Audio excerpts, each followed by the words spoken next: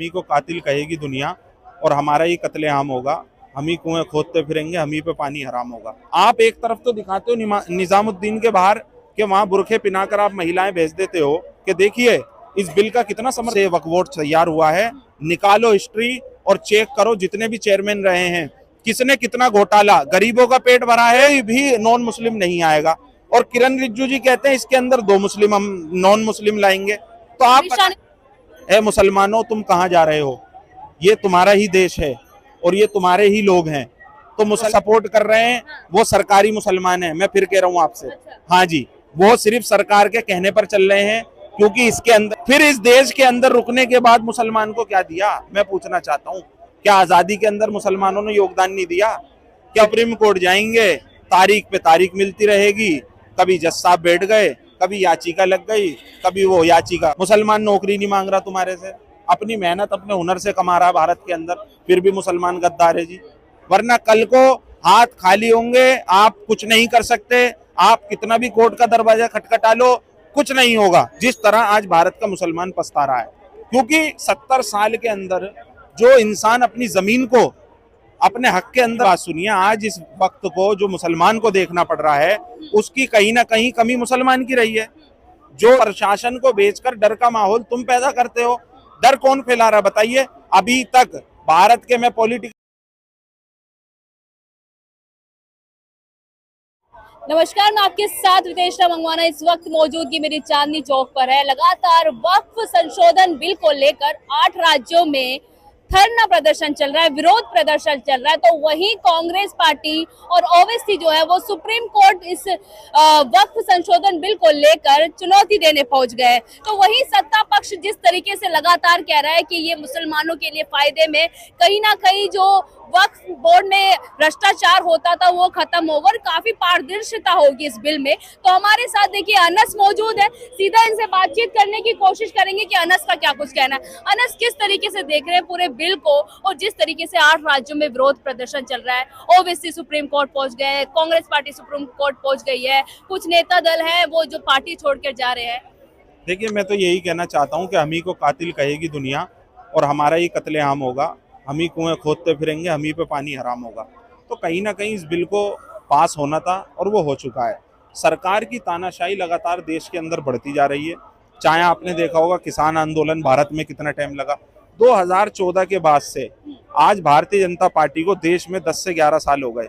लगातार यही पूरे देश में बवाल है। कभी किसी चीज का बिल पास करते हैं, फिर प्रोटेस्ट करते हैं लोग, फिर वो फेल हो जाता है, फिर कभी, मतलब भारत के अंदर कहीं ना कहीं पिछले 10 सालों के अंदर इन चीजों के ऊपर ज्यादा ध्यान दिया गया है, ना कि देश की भलाई के ऊपर ध्यान दिया गया। अब देखिए, आप जेपीसी की मीटिंग हुई, उसके अंदर आपने देखा होगा कौन कौन लोग मेंबर बनाए गए थे, क्या फायदा हुआ उस मीटिंग का? आपने जिस समाज के लिए, आप जिस समाज की भलाई करने की बात कर रहे हो, आपने उस समाज से पूछा? आप एक तरफ तो दिखाते हो निजामुद्दीन के बाहर कि वहां बुरखे पिनाकर आप महिलाएं भेज देते हो कि देखिए इस बिल का कितना समर्थन कर रहा है मुसलमान। और दूसरी चीज, भोपाल में तो महिलाएं निकली थी, मेरी बात सुनिए, भोपाल में अनेक जगह मैं आपको बता रहा हूँ। और आज जो मैंने देखा, एक दहशत का माहौल पूरी दिल्ली के अंदर, बिहार के अंदर, यूपी के अंदर हाई अलर्ट पे प्रशासन को भेजा गया। हर मस्जिद, हर मदरसे के बाहर आप एक तरफ तो कह रहे हो कि आपके बिल का समर्थन करा जा रहा है कि मुसलमान खुश है इस बिल के अंदर संशोधन हो रहा है, और दूसरी तरफ आप दहशत भी फैला रहे हो कि देखिए कहीं कोई बवाल ना हो जाए। अरे प्रशासन को बेचकर डर का माहौल तुम पैदा करते हो, डर कौन फैला रहा बताइए? अभी तक भारत के, मैं पॉलिटिकल बात नहीं कर रहा, इस बिल के ऊपर लेकर किसी भी मुसलमान ने अपनी कोई राय नहीं दी, क्योंकि हमें तो पता था कि भाई सरकार के पास बहुमत है, नीतीश नायडू उनके 2 इसके ताकत हैं इस सरकार के। भाई वो नहीं माने। आपने देखा जिस तरह जेडीयू के जितने भी मुस्लिम नेता हैं, भाई वो क्या करें, मरता क्या ना करता, उन्होंने अपना जो है रिजाइन दे दिया। कमी कहाँ है बिल में, ये बताइए। देखिए, बिल में फायदा ही फायदा है। हाँ, सही बात है, फायदा ही फायदा है। जैसे किसान आंदोलन बिल में फायदा गिना रहे थे ना ये जा जाकर कि देखिए कितना फायदा है। कितने किसानों ने, 700 किसानों ने शहादत दी जब जाकर उस बिल को माननीय प्रधानमंत्री जी ने माफी मांगी कि इस बिल का हम जो है वापस लेते हैं। भ्रष्टाचार खत्म हो, मैं चाहता हूं और मुझे पता है कि आज जो हमें, मेरी बात सुनिए, आज इस वक्त को जो मुसलमान को देखना पड़ रहा है उसकी कहीं ना कहीं कमी मुसलमान की रही है। जो लोग हमारी वक्फ बोर्ड के चेयरमैन रहे, आज तक उन लोगों ने अपने सिस्टम को सही नहीं चलाया, और जो घोटाले इसके अंदर किए गए, वक्फ बोर्ड की जमीनों का पैसा यतीमों पे लगता है, मिस्कीनों पर लगता है, बेवाओं पे लगता है, जो लोग गरीब कुत्ता होते हैं उन पे लगता है। सालाना 200 करोड़ रुपए इसका किराया आता है। कहीं ना कहीं जवाबदेही बनती है। और मैं उन लोगों से भी पूछना चाहता हूं कि अगर आपने इसमें संशोधन करा है तो जब से वक्फ बोर्ड तैयार हुआ है निकालो हिस्ट्री और चेक करो जितने भी चेयरमैन रहे हैं किसने कितना घोटाला, गरीबों का पेट भरा है या अपने महल तैयार करें। आज भी दिल्ली के अंदर ऐसे चेयरमैन बैठे हैं वक्फ बोर्ड के जो जिन लोगों ने अपनी तो इमारतें चमका ली, लंबी लंबी बना ली, लेकिन आज भी भारत का गरीब मुसलमान उन्हीं झुग्गी झोपड़ियों में रह रहा है। तो कहीं ना कहीं संशोधन आपने करा, लेकिन उसके अंदर एक एंगल माननीय गृह मंत्री जी खड़े होते हैं संसद में और वो हजरत उमर का वो देते हैं, एक हजरत उमर खलीफा थे, उनका एक उन्होंने सिस्टम में अपने लाया और उन्होंने बताया कि भाई ये वक्फ बोर्ड ऐसे चला था। अब मुझे आप ये बताइए, एक तरफ तो वो कह रहे हैं कि भारत के किसी भी मुसलमान को परेशान होने की जरूरत नहीं है, इसके अंदर कोई भी नॉन मुस्लिम नहीं आएगा, और किरण रिजिजू जी कहते हैं इसके अंदर 2 मुस्लिम हम नॉन मुस्लिम लाएंगे। तो आप अमित शाह ने तो साफ कहते हैं ना कोई भी गैर मुस्लिम नहीं होगा इसमें। तो मैडम मंत्री तो उन्हीं के हैं, किरण रिजिजू। आप मुझे बताइए ना, 2 बातें हो गई ना भाई। किरण रिजिजू साहब कह रहे हैं कि इसके अंदर जो है 2 नॉन मुस्लिम आएंगे, दिक्कत इस बात की नहीं है। आप मुझे बताइए इसके अंदर कोई धर्म का एंगल तो है ही नहीं भाई, ये जमीन वक्फ की है। आप इसके अंदर अगर सिस्टम को बनाना, आपने महिलाओं की अनुमति दी, ठीक है, आप महिलाओं को लाइए, आप तरीके से एक सिस्टम को चलाइए, आप सेटअप बनाइए, लेकिन ऐसा नहीं होता। अब देखना ये है, संशोधन पहले भी हुए हैं, कांग्रेस के टाइम पे भी संशोधन हुआ है। देखिए संशोधन हर टाइम होता रहा है, जितनी भी सरकारें रही हैं। बीजेपी जब करती है तभी क्यों इतनी दिक्कत हो जाती है? बीजेपी तरीके से नहीं करती ना कोई भी काम। बीजेपी अब चलो आज तो मुसलमानों के लिए ये बिल पास हो गया, अभी कल किसान आंदोलन जब हो रहा था, भैया किसान तो हर धर्म का है, हिंदू भी है, मुसलमान भी है, सिख भी है, ईसाई भी है, सब अपना खेती बाड़ी कर रहे हैं, तो भैया उसका तो पूरे देश ने विरोध करा था। लेकिन आज मुझे खुशी इस बात की है कि इस बिल के विरोध के अंदर सभी लोग खड़े हैं, चाहे हिंदू हो मुसलमान हो, सभी लोगों ने जहां तक अपनी ताकत थी उन्होंने लगाई और उन्होंने बताया कि भाई आप ये गलत कर रहे हैं। ये बोल रहे हैं कि कहीं ना कहीं कांग्रेस के कुछ नेता ऐसे हैं जो पर्दे में रहकर वक्फ का समर्थन कर रहे हैं। देखो मैडम मेरी बात सुनो, पर्दे के पीछे हो या पर्दे के सामने हो, जिसे जो करना है, आपकी सरकार है, आपके पास ताकत है, आप वो काम करो, क्योंकि कल को किसी भी व्यक्ति को पछतावा ना हो, ना भारत सरकार को पछतावा हो कि यार हमें भारत की जनता ने, भारत के देश ने हमें मजबूती दी थी और हम इस समय में ये काम ना कर सके, जिस तरह आज भारत का मुसलमान पछता रहा है।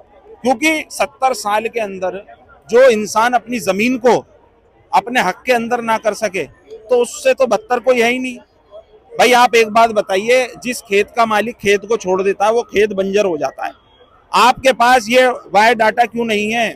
मैं उन चेयरमैनों से पूछना चाहता हूं आपके चैनल के माध्यम से कि दिखाओ सरकार को, आज धरना प्रदर्शन से काम नहीं चलता, लिक्कम के आगे बत्तम नहीं चलती। आप सरकार को दिखाओ ना कि हाँ जी सिस्टम में हमारे पास ये है, वरना कल को हाथ खाली होंगे, आप कुछ नहीं कर सकते, आप कितना भी कोर्ट का दरवाजा खटखटा लो, कुछ नहीं होगा, क्योंकि होगा वही जो सरकार चाहेगी और सरकार जो चाह रही है वो हो रहा है। सुप्रीम कोर्ट जैसे कांग्रेस गई है और ओवैसी गए, क्या लगता है कुछ ना कुछ इसमें बदलाव कुछ नहीं होगा, कुछ नहीं होगा। ये देखिए ये पहले भी हुआ है, पहले भी बहुत धरना प्रदर्शन हुए भारत के अंदर। सुप्रीम कोर्ट जाएंगे, तारीख पे तारीख मिलती रहेगी, कभी जज साहब बैठ गए, कभी याचिका लग गई, कभी वो याचिका खारिज कर दी। इसी तरह के आपको ये खेल देखने को मिलेंगे। और अब तैयारी हो चुकी है, अब राष्ट्रपति के पास जाएगा बिल, वहां साइन होंगे, और यूपी के मुख्यमंत्री जी ने तो आदेश जारी भी कर दिया कि भाई संपत्तियों को खंगालना शुरू करो। भाई आप मुसलमानों की भलाई चाहते हो, आजादी के बाद से मुझे बता दो जितनी भी सरकारें रही हैं क्या भलाई करी है भैया? मुसलमान नौकरी नहीं मांग रहा तुम्हारे से, अपनी मेहनत अपने हुनर से कमा रहा है भारत के अंदर, फिर भी मुसलमान गद्दार है जी। मौलाना अबुल कलाम आजाद ने इसी जमा मस्जिद की सीढ़ियों पर क्या कहा था? ए मुसलमानों तुम कहां जा रहे हो? ये तुम्हारा ही देश है और ये तुम्हारे ही लोग हैं। तो मुसलमानों के जो सरों पे गठरियां थी उस टाइम पे, आजादी के टाइम पर, उन्होंने वहीं फेंक दी, और आज भी कब्र मौलाना अबुल कलाम की वहीं है।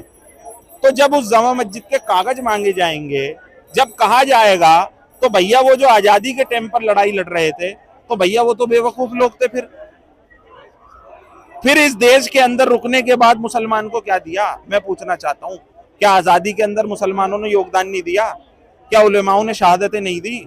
बताइए, हर धर्म के आदमी ने शहादत दी, लेकिन आज सिर्फ कुछ मुस्लिम जमात जो है वो सपोर्ट भी कर रहे हैं। मेरी बात सुनिए, जो सपोर्ट कर रहे हैं वो सरकारी मुसलमान हैं। मैं फिर कह रहा हूँ आपसे, हाँ जी, वो सिर्फ सरकार के कहने पर चल रहे हैं, क्योंकि इसके अंदर भी सरकार ने दो फाड़ कर दिए। जैसे आपने देखा होगा, किसान आंदोलन में दो फाड़ हुए। एक किसान ऐसा था जो आंदोलन के विरोध में था, एक किसान ऐसा था जो समर्थन में था। हर बिल के अंदर ये नाटक होता है। हर तरीके का इंसान है देश के अंदर। तो मुसलमान कहीं ना कहीं आज मजबूर महसूस कर रहे हैं। मजबूर क्या महसूस कर रहा है? जैसे दाल रोटी सब खा रहे हैं ऐसी हम खाएंगे। भैया मजबूर मेरे पास तो है नहीं ना, मैं चेयरमैन हूँ वक्फ बोर्ड का। दिक्कत उन्हें आएगी जिन्होंने घोटाला करा है, जिन्होंने इस गरीब आदमी का हक मारा हो, किसी मुसलमान गरीब यतीम बेवा का हक मारा हो। ये सरकार नहीं कर रही, ये कुदरत की मार पड़ रही है उन पे। मैं सच बता रहा हूँ आपको, और होना चाहिए उन लोगों के साथ। करने के लिए अब देखना ये होगा, जिस तरीके से लगातार वक्फ संशोधन बिल को लेकर सुप्रीम कोर्ट ओवैसी पहुंच गए, कांग्रेस पार्टी पहुंच गई, क्या कुछ इसमें तब्दीली होगी या जो बिल पास हो गया ये आगे ऐसे ही चलेगा। मैं आपके साथ रितेश मंगवाना।